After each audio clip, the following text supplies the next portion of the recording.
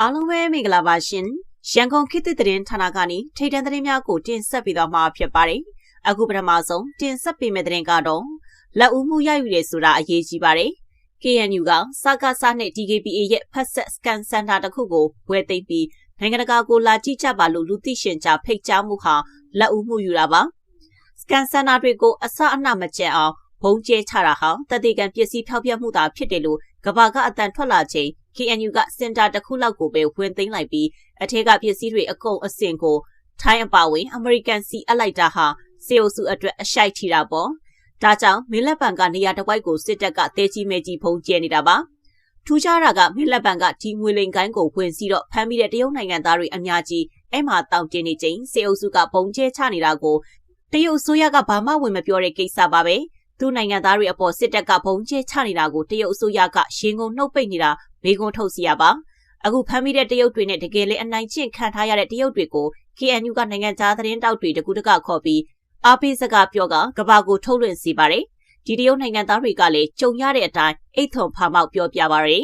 ဒါတင်မကစင်တာရီတဲကလေပတ်ပုံတွေကိုပါသတင်းဌာနကအသေးစိတ်လိုက်ရိုက်ပြပါရယ်တယ်လီဖုန်းတွေဝေလိန်နီးရေးတဲ့စာတွေစာရွက်စာတမ်းတွေဗီဒီယိုကောလုပ်တဲ့အိတ်ခမ်းအတူတွေအကုန်အစုံပါပဲစစ်တပ်က KK ဘက်ကိုဖွင့်တော့ KNU ကိုလွှဲချပြီးစင်တာတွေကိုဖြိုချပေမဲ့ရွှေကုတ်ကိုမှကြမဖြိုပဲချိတ်ပဲပိတ်ပါတယ်ထူးခြားတဲ့ကွဲပြားမှုပါအခု TNL အလှည့်လာပါပြီ TNL လက်အောက်ကနေတရုတ်အစိုးရအားကိုနဲ့ပြန်ယူထားတဲ့ကြောက်မဲမှာကြားဖြန့်စခန်းတွေကိုတပ်မတော်ကလိုက်လံရှင်းလင်းနေပါပြီတဲ့ကဲဆိုင်ရာအဖွဲ့အစည်းများဘယ်လိုလက်ဦးမှုယူကြမလဲမိခွန်းတွေတက်လာပါပြီအချိန်ကဒီလိုတစ်ချိန်တိုးတက်နေတာပါဆက်လက်ပြီးမင်းလက်ပံကြားဖြတ်လုပ်ငန်းမှာနိုင်ငံခြားသားဝန်ထမ်း900ကျော်ရွှေ့ပြောင်းဖို့ညှင်းဆိုနေကြောင်း KNU ထုတ်ပြန်တဲ့ဆွဲသတင်းကိုတင်ဆက်ပေးတော့မှာဖြစ်ပါတယ်။မြောက်ပြည်မြို့နယ်တွေကမင်းလက်ပံရွာနာမှာကရင်အမျိုးသားအစည်းအရုံး KNU ကမကြာသေးခင်ကမှဖော်ထုတ်တွေ့ရှိထားတဲ့အွန်လိုင်းငွေလိမ်ကြားဖြတ်ဂိုက်ရဲ့နိုင်ငံခြားသားဝန်ထမ်း900ကျော်ဟာအဲ့ဒီနေရာကို送ခွာဖို့ညှင်းဆိုနေကြောင်းသိရပါတယ်။ KNU ကဒီဇင်ဘာ2ရက်နေ့မှာမင်းလက်ပံကြားဖြတ်စခန်းနဲ့ပတ်သက်လို့နောက်ဆက်တွဲကြီးညာချက်ထုတ်ပြန်ခဲ့ရမှာအဲ့ဒီစခန်းရဲ့နာမည်ကိုရှန်တာပတ်လို့ခေါ်ဝေါ်တဲ့အကြောင်းပါရှိလာခဲ့ပါတယ်။ KNU ဟာမင်းလက်ပံတဝိုက်မှာအာဏာသိမ်းစစ်ကောင်စီရဲ့မဟာမိတ်ဖြစ်တဲ့ဒီမိုကရက်တစ်ကရင်အကျိုးပြုတပ် DKBA နဲ့ပြီးခဲ့တဲ့လကုန်ပိုင်းကတိုက်ပွဲဖြစ်ပွားရာက DKBA ရဲ့အကာအကွယ်အောက်မှာလှုပ်ဝက်လဲပတ်နေတဲ့ကြားဖြတ်စခန်းနေရာကိုရှာတွေ့ခဲ့တာပါ။ရှန်တာပတ်ကြားဖြတ်စခန်းကိုသိမ်းယူခဲ့ပြီးတဲ့နောက်စခန်းထဲမှာကျန်နေတဲ့ကြားဖြတ်ဝန်ထမ်း1016ဦးရဲ့အချက်လက်တွေကိုစည်ရင်းကောက်ယူမှုလုပ်ငန်းစဉ်ဟာနိုဝင်ဘာ30မှာပြီးဆုံးခဲ့ကြောင်း KNU ကဆိုပါတယ်။တချို့ဝန်ထမ်းတွေကလူကိုယ်တိုင်ထွက်လာပြီးစည်ရင်းကောက်ယူမှုမှာပူးပေါင်းတာမျိုးမရှိတဲ့အတွက်စည်ရင်းမမှတ်ရသေးသူတွေရှိနိုင်တယ်လို့လည်း KNU ကမှတ်ချက်ပေးခဲ့ပါတယ်။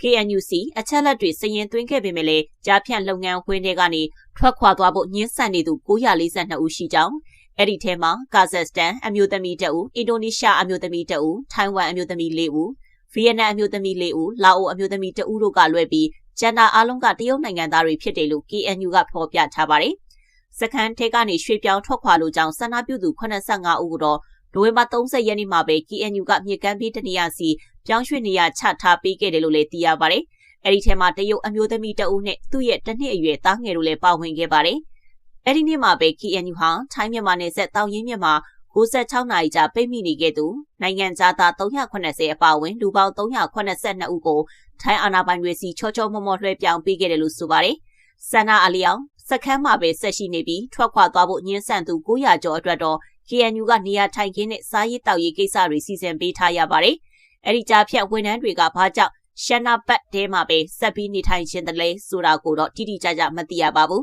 ။ဒီဇင်ဘာ2ရက်နေ့ထိအခြေအနေအရ KNU ထိန်းချုပ်ထားရာကြားဖြတ်စခန်းကိုစွန့်ခွာပြီးနေရနိုင်ငံတွေစီပြန်သွားလို့တဲ့နိုင်ငံသား189ဦးဟာတောင်ရင်းမြစ်နားမှာယာယီအခြေချရင်းထိုင်းအာဏာပိုင်တွေကလွှဲပြောင်းလက်ခံယူမဲ့အချိန်ကိုစောင့်ဆိုင်းနေစေလို့ဆိုပါတယ်။ KNU ရဲ့အဆိုအရရှန်နာပတ်ထဲမှာလူပေါင်း3582ဦးကိုစည်ရင်းကောက်ယူနိုင်ခဲ့ပြီးအဲ့ဒီထဲက2640 3ပုံ2ပုံနီးပါးကိုသူတို့ရဲ့စံနာနဲ့အခုအညီရွှေ့ပြောင်းပေးထားပြီးဖြစ်တယ်လို့သိရပါတယ်။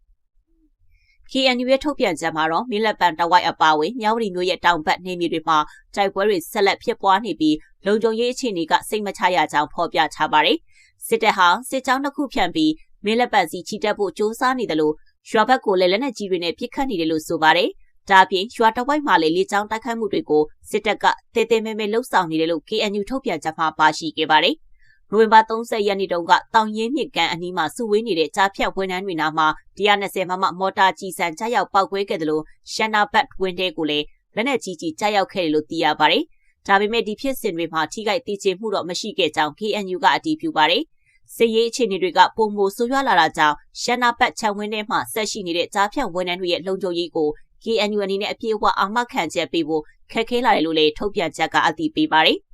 KNU ဟာမြေပြင်အခြေစိုက်ဝန်ထမ်းတွေရဲ့ပြည်ပခါကြောင့်ထိခိုက်တက်ရောက်မှုတွေကြုံတွေ့နေတဲ့ဒေသရင်းကလူအဖွဲ့အစည်းတွေကိုကူညီကာကွယ်နိုင်ရေးအတွက်အထူးအလေးပေးလှုံ့ဆော်နေတယ်လို့လည်းဖော်ပြထားပါတယ်။ကျမရဲ့တင်ဆက်မှုကိုဒီမှာပဲရနာခွင့်ပြုပါရှင်။အားလုံးပဲရှင်လန်းချမ်းမြေ့ကြပါစေရှင်။